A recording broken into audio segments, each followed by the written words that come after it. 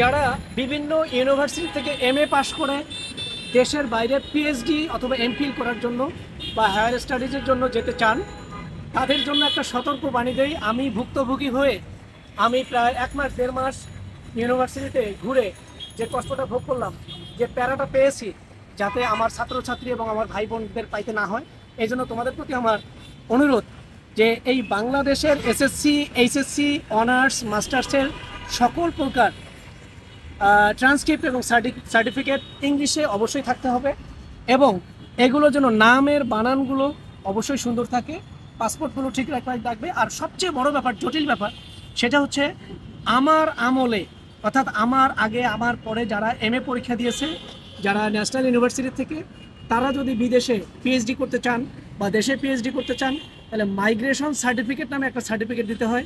এই মাইগ্রেশনের জন্য আমার অনেক কষ্ট, চরম একটা কষ্ট করতে হয়েছে। কারণ হচ্ছে 93, 94, 95, 96, 97 এই সময়ে যারা অনার্স মাস্টার্স করেছেন, তাদের সেশনটা একই ছিল। যেমন 94, 95 অনার্সের সেশন, মাস্টার্সের সেশন একই। যার কারণে এখন আপনারা মাইগ্রেশন সার্টিফিকেট নিতে গেলে ওই যে অনার্সে 94, 95 দেওয়া আছে, মাস্টার্সে 97, 98 না করা পর্যন্ত আপনাকে মাইগ্রেশন সার্টিফিকেট দেবে না। এই জন্য মাইগ্রেশন সার্টিফিকেট করার জন্য আবার কি করতে হবে, মাস্টার্সের সকল ডকুমেন্ট আবার সাবমিট করতে হবে, আবার চেঞ্জ করে তারপরে 97, 98 মাস্টার্সের যে সেশন, এটা পড়ার পরে মাইগ্রেশন সার্টিফিকেট দিচ্ছে।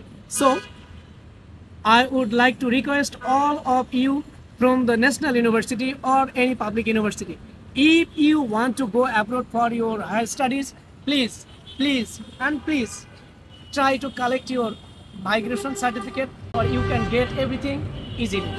Thank you very much.